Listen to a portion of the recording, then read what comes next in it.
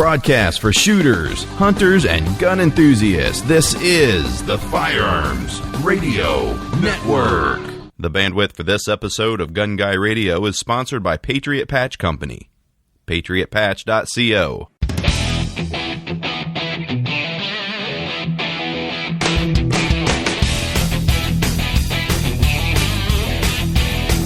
Hello and welcome to episode 191 of Gun Guy Radio. This is the podcast that shines a positive light on the firearms lifestyle. I'm your host, Ryan Michad, and this is your weekly dose of positive firearms talk without the politics. This week, I'm joined by Eric Feldman, the Director of Operations for BoreSmith, to discuss proper firearm cleaning techniques and what some great equipment might be to use for cleaning your firearms. So as always, please consider supporting the Firearms Radio Network by shopping Amazon using our Amazon affiliate link at firearmsradio.tv/Amazon. A portion of your purchase will go towards helping the FRN create awesome pro-gun content like this show. Also, please check out the Patriot Patch Company and their current patches available for order, the Patriotic Flag 4-pack, the In God We Trust, and Diversity t-shirts. Visit them at patriotpatch.co. So, Eric, welcome to the show. Glad to have you on. Well, thank you so much, Ryan. It's great to be here with you today. So, we're going to have Eric talk a little bit about how to do proper cleaning and how to not cause damage, as well as the products from BoreSmith. Do you shop on Amazon? How about your spouse? Does your mom? Does your, company? Why not use the Firearms Radio Network's Amazon affiliate link next time you shop Amazon? Bookmark firearmsradio.tv/Amazon or click through the Amazon link in the right-hand corner of firearmsradio.tv. Get it?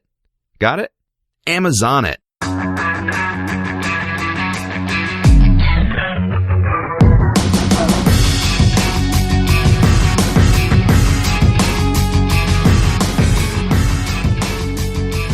So, cleaning our firearms is something that 99% of us just absolutely dread doing. It could be for any number of reasons. We could have a firearm that's difficult to disassemble, a gun that has a lot of nooks and crannies for carbon fouling and other debris to build up, or we just may never be able to find the time to sit down and give our guns a good thorough cleaning. Now, sometimes this may result in us either rushing to get the job done or doing too much cleaning and potentially causing damage in a different way. So, tonight I have Eric on from BoreSmith, and we're going to discuss some of the BoreSmith products as well as how to properly clean your firearm without inadvertently causing damage. So, Eric, what's your background? So I joined the Army right out of high school. I went and took the test like everyone does, and I ended up getting an intelligence job. I went through my basic training and my AIT or job training. And when I got to my unit, the job that I had been trained to do wasn't really what they needed. What they really needed was someone to run our company arms room.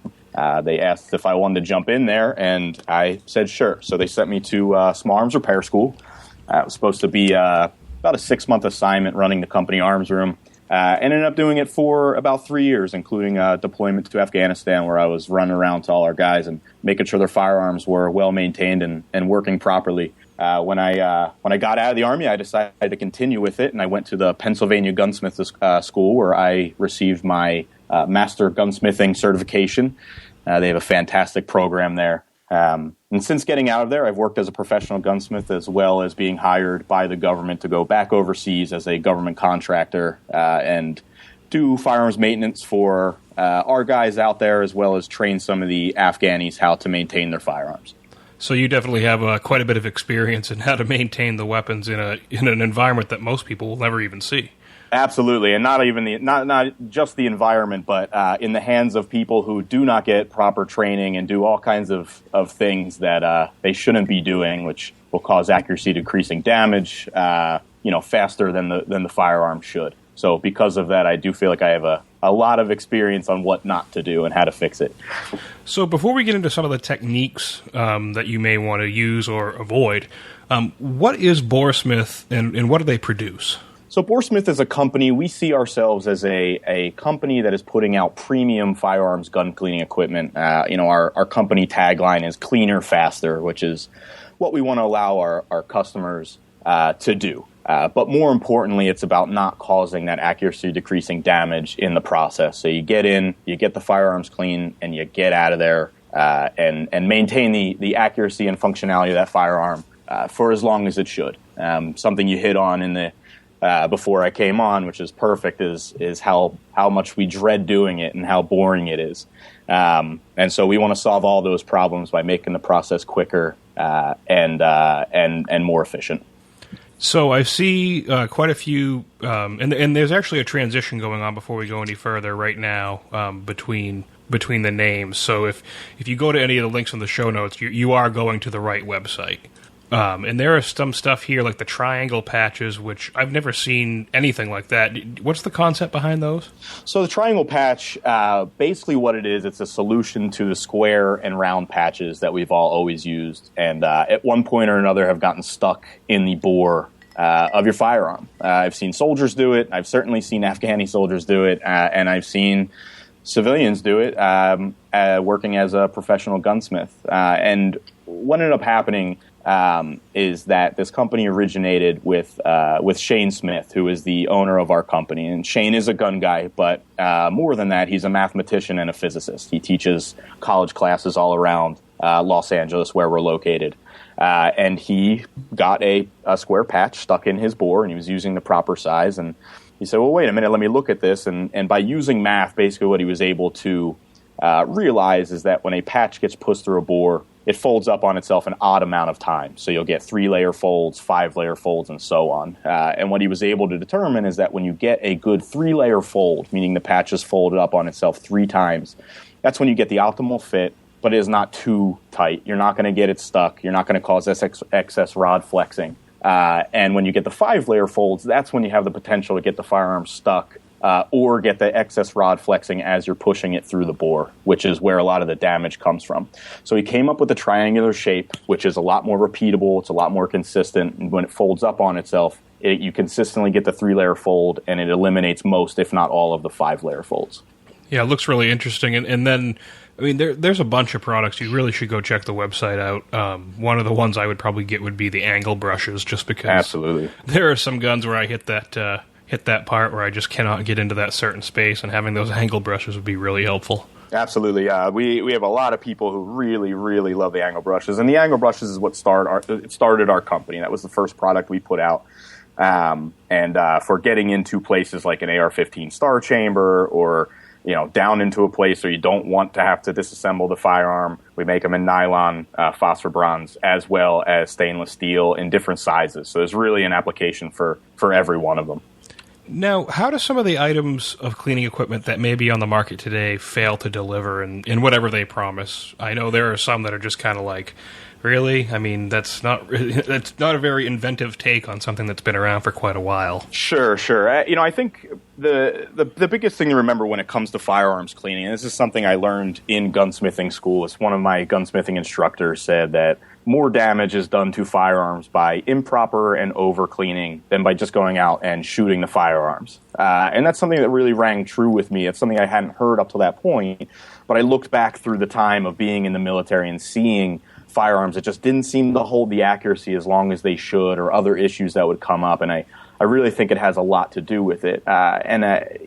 People, when they use these patches that we've all used, the square round patches, they're not getting the good fit. They're getting the overfit. And what we have to realize what we're doing in that process is we're breaking up carbon. And carbon is what is going to be hard enough to damage their barrel. People always come back and say, well, wait a minute, I don't use a phosphor bronze brush, I only use a nylon brush. Well, the phosphor bronze isn't going to hurt it. What's going to hurt it is that carbon that's being broken up. And when I talk about excess rod flex as you're pushing it through the bore, that is what's rubbing on the inside of your barrel, eroding away your throat, your rifling, as well as your crown in the process. So I think it's the most important thing to remember is that what you're breaking up is carbon. And when that carbon embeds itself into what you're using, that's when the damage occurs. So would your recommendation just be to swap out as you see stuff build up on the cleaning utensils? Or definitely to swap out, to clean afterwards. And also what I always do is I stay away from certain products that are going to be soft and then that are going to become embedded with that carbon. There's some products on the market now that are kind of like a squeegee that you pull through, which in essence sounds like a great idea. You're pulling the squeegee through, it has a really good fit. However, I just see that as something that's just going to be embedded immediately with carbon, and now you're pulling a carbon embedded piece of rubber or plastic or polymer through your bore. I don't like to pull a dirty patch through my bore time after time. And when I look at some, products like the squeegee or like a bore snake or something like that, I see it as just a dirty patch being pulled through the bore consistently that is embedded with the carbon. Right. Yeah, and one of the things, we'll actually get to this and the ways to not clean a handgun, or either a handgun or any gun. Sure. People using using cleaning equipment like chemicals like WD-40 that really weren't intended for cleaning guns. And I've seen a couple instances where that's kind of disabled a revolver almost. Yeah, sure, absolutely. A WD-40 is definitely not for firearms. It is a water-displacing oil, and that's it. There's plenty of good products on the market to be using other than things like WD-40. Right. Now, what's the proper way to clean a handgun without damaging it inadvertently? So I would go back to what I was talking about when it comes to carbon. When we are cleaning a semi-auto pistol, we always want to remove that barrel. We don't want to be cleaning from the muzzle end and pushing that carbon back in through the chamber area and into our firearm. And we also want to make sure that rod is not rubbing on the crown. And people, again, say, well, wait a minute, I'm using an aluminum rod or I'm using a coated rod. That's not going to damage the steel. And you're right. But when that aluminum and that coated rod get embedded with the carbon, that is what's going to damage it. So it's always important to be cognizant of the fact that the carbon is present and you want the carbon to be pushed out. So I'd say first and foremost is always remove the barrel. Make sure that your chamber area is clear. Use proper, good cleaning equipment as well as lubricant, solvent, and clean that barrel out without over cleaning. As I stated, the premise of our company is we want people to get in, get the job done, and get out before causing that damage. So I would say knock that out until you can see that the barrel is clean. You don't have to continue to push patches through until they come out without having any debris on them.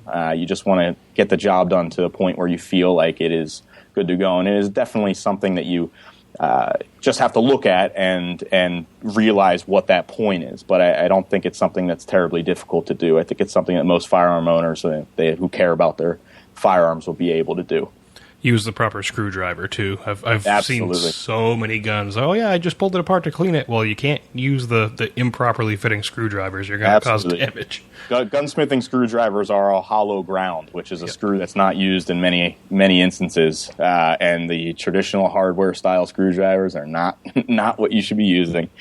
So what could be some ways you would want to clean a rifle or a shotgun? And in terms of rifle, we'll stick right now with the just traditional hunting rifles, like a bolt action or even like a Remington semi-auto or something. Sure. Well, the beauty of the bolt action rifles is that you can always remove the bolt and you have a straight line down through your action and through your bore, which is always the way that you should be sending your cleaning rod in through. I would always recommend the use of a good bore guide. Bore guides are made by a lot of good companies out there, and some of them are going to be universal. Some of them will fit a specific action. But by using that, we're doing a couple things. By using the bore guide, we're first and foremost assuring that what we're pushing through there, your brush patch combo, as well as your rod, are heading straight through the bore. It's going to help with that rod flex situation that I've been talking about. And in addition to that, when we pull it back through, we're not pulling that carbon back into the action. It's landing inside the bore guide. So I'd always recommend the use of a bore guide in the bolt action rifle category. And then, of course, I would always recommend using our products. The triangular patch shape is going to be great. If you like to use a standard jag, you could push them through. Or if you would to use our jag brush, which goes along with the triangle patch, it's also a very good system to use. What our jag brush is a standard size bore brush in the rear, but it's a slightly smaller diameter up front. So what ends up happening is if you push the combo through, you have patch on the front, and it'll wrap up around those smaller diameter bristles and leave the bristles exposed in the rear that are the standard size bore brushes. So the way I like to clean is I'll first go through with my solvent. I'll put a little solvent on the patch and push it through. And because we have the patch leading the way, the solvent gets pushed up into the lands and grooves, and the bristles come right behind it and make sure it's deposited everywhere it needs to go, and it starts the process of breaking everything up. What I also like about using our jag brushes over a standard jag while pushing it through is because the bristles will flex. They're actually longer than the diameter of a standard jag. So as they get pushed through, they flex and they push that patch further up in the lands and grooves than a standard solid jag ever could.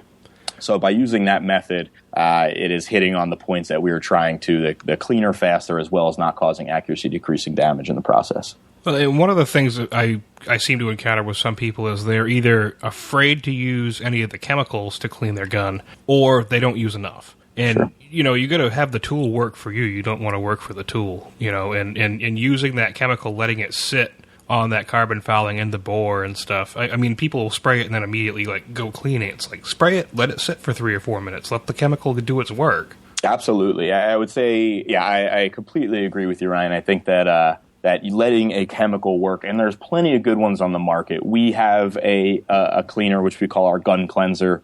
It's non-petroleum based. It's a soybean oil base, so it's all natural. That can sit on the metal for a very long time before it even starts to pretend it's even doing any damage to the steel. And then I would also we have a lubricant called our barrier lube, which can be put in afterwards. And I think that's the most important part, is not worrying about leaving it in there too long. But once you're done with it, to go in there with a lubricant and make sure that solvent is out there. Because you definitely don't want the solvent sitting in there for, a year until you take the rifle back out for hunting, or even a couple weeks if it's sitting in your gun case. Yeah, we've talked many times on this show about, over-lubing guns and under-lubing guns. And I mean, it's just, you just got to look at what your particular firearm is and give it just enough lubrication to function the right way. But you don't want to have it, sopping wet. You don't want to have it dry either. Absolutely. I've certainly seen it both ways, and you make a great point. You have to look at your firearm, and they're all different. And they're all going to want something different, and it's just about using the proper amount, as you said. Now, are there any particulars to shotguns that maybe someone may encounter problems with if they go to try to clean? Are there any things to avoid when you're cleaning a shotgun? Shotguns are probably the hardest to damage in the process of cleaning. Obviously the crown in a shotgun is important. However, it's not as important as a rifle or pistol, where that bullet is exiting, and it needs to exit at the exact same time around the side. In addition, unless you're shooting a slug gun or something like that, you don't have the rifling, and the rifling is what makes a firearm hard to clean. So I would say the most important thing when cleaning a shotgun is to make sure that you are lubricating really good. Something that I always saw in working as a gunsmith is that a lot of people will take their shotguns out duck hunting or goose hunting, and they're sitting in marshes, they're sitting in sometimes salt areas, and a lot of times that salt liquid will get down into the trigger group, and that's when a lot of problems can happen. And especially, there's a lot of hunters out there that they have their firearm for one reason. They come back and they throw it in their gun safe, and then when it comes season next year, they take it out. Well, if that salt water or even that liquid is sitting in there for a year, you can really start to have some problems. So I would say when it comes to shotguns, it's the least worrisome as far as causing accuracy decreasing damage. However, it's just important to make sure the metal is clean and coated with a good lubricant before putting it away. Well, and you want to ensure you do that even if you don't go out and shoot it in a season. My friend here had a Remington 7400, I think, semi-auto, 30-06. Sure. And I went to go work the action, and it worked really hard, and then it opened up. And I looked inside, and there was a spent case in the chamber with the rim ripped off. Mm-hmm. So I finally got that spent case out, and I looked inside the chamber with a light, and there was a bunch of rust in there. Absolutely. And so he said, I didn't even shoot anything last year. I said, well, it doesn't matter. You walked out in the morning, the temperature changed, you got condensation inside the gun, and it was left there, and it rusted. And when that pressure from the case is going to swell it and go into the rust in the chamber, you're going to have that issue. Absolutely, it's a great point, and it happens very often. It's one of these things where obviously us, as well as everyone listening to this, cares about their firearms, and we spend sometimes a lot of money on these things, and we like to see them as investments. It's important to make sure that we take care of our investments, because firearms will last for a very long time if they're properly maintained. Now, what's the proper way to clean a rifle like the AR-15? And does the different operating system as compared to many hunting rifles make the cleaning process any more difficult? It definitely makes it more difficult. When you have something like a bolt action, when you pull the trigger, everything is going forward, and it doesn't open up until you work that action. And of course, in a semi-auto, as that bullet is leaving the barrel, starts to go through its cycling process, it opens up, and all of that bad debris, all of that fouling, that carbon is going to come back in through the action. So it definitely makes it more difficult. I see this as a great opportunity for somebody who has a particular firearm to kind of understand how it functions. What makes this gun work? What makes it open? And pay attention to those areas when you're cleaning it, and make sure that things are clean. Obviously, with an AR-15, the star chamber is so difficult to clean. I do like our angle brushes for doing that, but it is still a very difficult area to clean, and it's one that's really important. That's where you get your lockup on the lugs. That's where you need everything to be able to turn, so you get your extraction and ejection.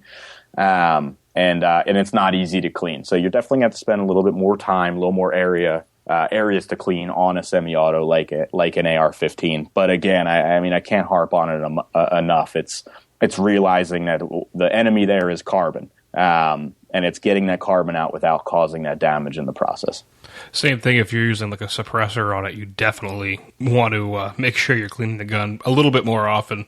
Absolutely. Just as a note, I know I ran a Volquartsen Custom with a suppressor on it quite a bit this summer, and you could definitely tell the range trips where I didn't use a suppressor, and then you could definitely tell the other ones where I did, because it was much worse. Sure, absolutely. And, we all see those videos online of people shooting AR-15s where the gas tube ends up lighting on fire due to carbon buildup inside of the gas tube. So absolutely, if you're shooting anything full auto or suppressed, you really have to take that in consideration. And, if you don't feel comfortable doing things like pulling a gas tube every now and then, get it to a gunsmith and let them run it through a sonic cleaner, or just replace it. Make sure that areas like that are going to be affected by suppressor fire, full auto fire are being cleaned. Now, what are some of the most common mistakes that you've seen people make when cleaning firearms, like just the real egregious ones? Most common mistakes, you brought up a really good one, is using something like a WD-40 to clean. Another thing would also be not cleaning ever. Everybody will always joke online about cleaning, what's that? Things like that. But you really do need to maintain your firearms. Something I'd like to just bring up really quick that isn't necessarily about cleaning, but more about maintaining, is people keeping their firearms in a soft case all the time, or in a foam padded case. Those things just absorb moisture in the air. I've seen a lot of really nice firearms ruined with rust due to people leaving them in a foam pad or a soft case, especially people, out here we have people who live down by the beach, and that salt air just absorbed into those things. And I've seen some really nice old Colts and Smith & Wessons just destroyed, and have to re-blue them, which is something you never want to have to do to one of those old guns. I know it really is a shame. You're killing me here. I've seen it more than I like to talk about. So that's definitely an important maintenance tip. And then again with firearms maintenance, there's all these pull-through kits, and the pull-through kits are really good for the field. I see nothing wrong with, if you have a bore snake and you want to pull it through in the field, if you feel like you need it, fine. If you have a pull-through wire kit, you want to use it in the field, fine. In fact, we have a pull-through kit. It's our jag brush and triangle patch just reversed, and you can actually pull it through with the triangle patch, and it's a really great field system. But I would never recommend using that system as your only cleaning method. You really need to get in there with a rod and clean when it needs to be cleaned. Well, and in your field pack, like say you're out hunting and stuff, I really prefer carrying a small cleaning kit that actually has the rigid brass rods, because that's a great option for clearing your barrel if something Absolutely. gets obstructed, or even if you have like a squib load. Not that that's common, but how are you going to get that out of there? You're not going to do Absolutely. it with a pull-through. And it's obviously one thing if you're in the field and it ruins your hunt. That's right. Obviously a very sad thing. But I've seen this happen overseas. I've seen a stuck case happen in the chamber when we were in Afghanistan, and that is not a good situation, and you need that rod to clear it. Absolutely. And I think, I know there are some pretty compact cleaning rods that you can get that don't even take up the amount of room you see in like a normal cleaning kit. Sure, and for the field, I think those are great. What I wouldn't advise using those for is when you get home to clean. Right. I prefer to use, and will always recommend using, a one-piece rod. The screw-together ones can cause damage as well as anything else can. So for the field, I absolutely agree with you, Ryan. Those are great. Now, even with the brass ones, you think they could cause? Is it because of the seams where they join together? It's definitely because of the seams, and it is also because brass is very susceptible to being embedded with carbon. And you get the rod flex, and it's rubbing on the areas of your barrel that you don't want it to rub on. Now, besides WD-40, what might be some chemicals you want to avoid cleaning your firearms with? I know there's a few out there that'll take the bluing right off your gun. There's a few out there that'll strip the varnish right off the wood. Sure.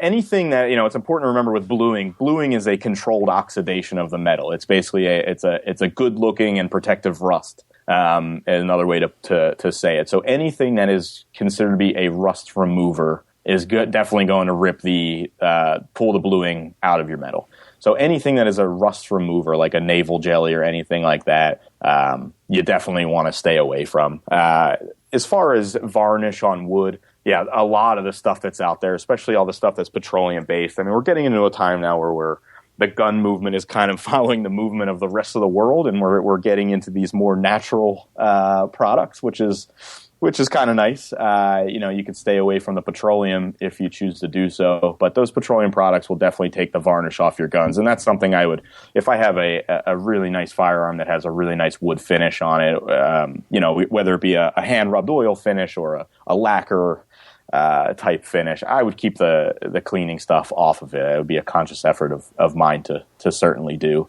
As far as bad chemicals to use, it's really tough to say. I mean, there's a big group of people that'll use kerosene or gasoline to clean their firearms, and they'll use motor oil, and they'll say there's absolutely nothing wrong with it. And I used to see the Afghanis do it. They used to take the laces out of their boots and tie knots in them and dip them in motor oil and then pull them through the barrel of their AK-47. And those things have been in that country forever. And they're still working, whether they're working in as far as accuracy goes and their top performing ability, I doubt it. But I think, something you brought up earlier is that it's really about the type of firearm you're using and what you personally want to use and what seems to work for it. Right. I would say with any type of solvent or degreaser you're using, you just want to make sure that you neutralize it, that you get it out of there before storing the firearm. I think that's more important than making sure you use making sure to not use the wrong stuff, if that makes sense. It reminds me of a day I was out hunting, and I had this. My friend had this gun that kept jamming on him, and we ended up taking the dipstick out of his vehicle and just kind of getting a little bit of oil on the bolt, and it worked great the rest of the day. Absolutely. I mean, that's what motor oil does. Motor oil is high heat, and it keeps an engine running. I am not going to rub motor oil on my firearms. Right. There are far better products out there, but I also won't come down hard on somebody who just decides that's what they want to use to clean their firearm. I think there's a lot worse things you could be doing in your firearm than using motor oil. Let me add, I usually have a bottle of Rem oil in my car, Sure. but I did not have any that day, so I use what's at hand. Sure. So what products does BoreSmith offer besides the two that we talked about that may make the cleaning process less of a hassle and more efficient? So our main products are the angle brush, the triangle patch, the jag brush, and then, as I said, we have the pull-through jag brush as well as the triangle patch. And those are our main products that we hit on. We do have our gun cleanser, and we do have our barrier lube. In addition to that, just because we are able to, we have the manufacturing ability, we do make standard brushes, which we do sell in bulk kits. So for people who like to buy 10 brushes at a time and don't want to try the patented products, or they just want to stick with their normal brushes, we do provide those.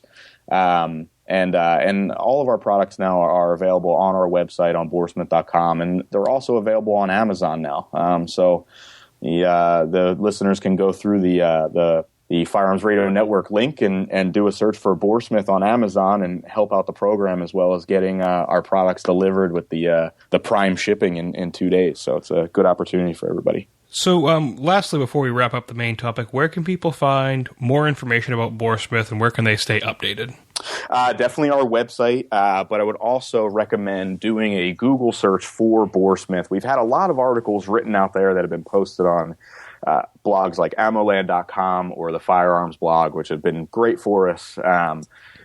We send them product, and once they use it, we hear this from a lot of our customers that it's what they want to use. So they've been more than willing to write some articles about us. So you can go on there and read about us as a company as well as our products.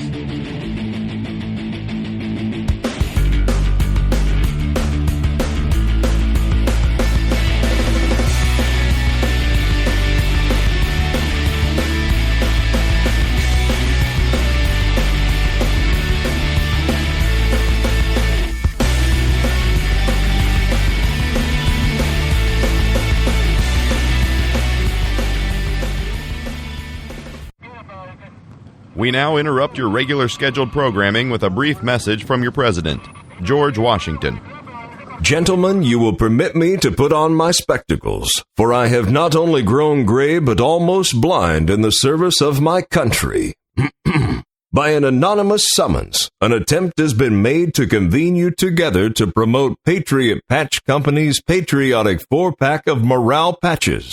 These finely crafted, Velcro-backed, PVC-injected patches feature 4 vintage designs: the Bennington flag, the Gadsden flag, the Gonzales flag, and the Confederate battle flag. I have thought it incumbent on me to observe to you these admirable patches available at patriotpatch.co. Had this day been wanting, the world had never seen the last stage of perfection to which human nature is capable of attaining. Pre-order yours with haste at patriotpatch.co. So just want to thank you again so much for coming on, Eric. I really appreciate it. Where can people find you again? You want to go to BoreSmith.com. It's BoreSmith.com, or through Amazon. Just do a search for BoreSmith, and all of our products will come up in the search. Thanks again, Eric. Really happy to have you on. Thank you, Ryan. It's been great talking to you today. Gun Guy Radio says thank you and proudly displays artwork and graphics designed by Ryan Cross of Hunter of Design. HunterofDesign.com. So that about wraps up this episode of Gun Guy Radio. Remember to subscribe to us on iTunes so that you never miss a show. And please leave us a review there as well, gunguyradio.com/iTunes. Please consider joining the NRA and the Second Amendment Foundation. There are links there in the show notes. And don't forget to check out the other shows on the Firearms Radio Network. Also, be sure to check out the Patriot Patch Company, started by FRN's own Jake Challand and Ryan Cross. Patriot Patch Company offers high-quality 3D PVC vinyl patches with Velcro backing that is sure to satisfy any taste. Be sure to check them out at www.patriotpatch.co. This is Ryan Michad, and I'll see you next week.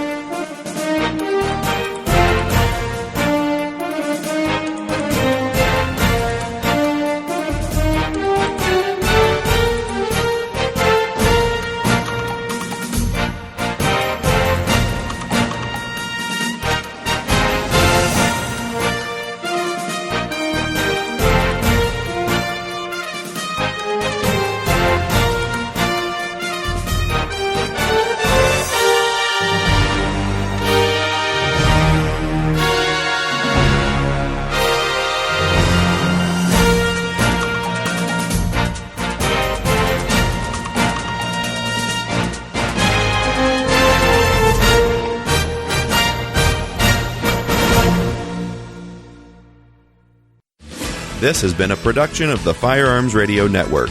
You can find more information at firearmsradio.tv.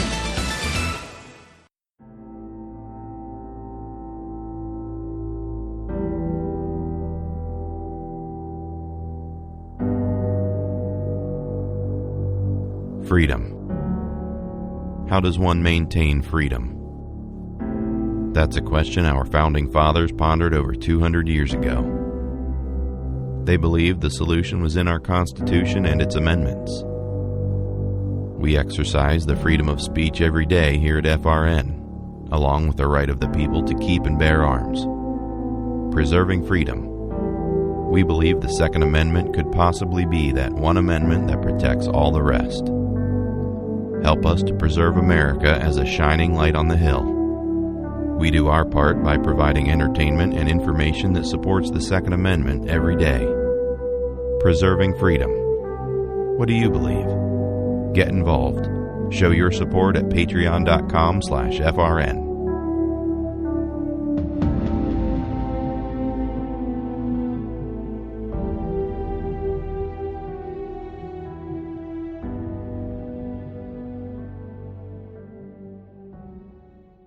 Hey, since you're already listening to a show on the Firearms Radio Network, then you should check out the God and Guns podcast. Troy and Doug talk about guns from a Christian perspective and, of course, God. GodandGunsPodcast.com/iTunes. Subscribe now.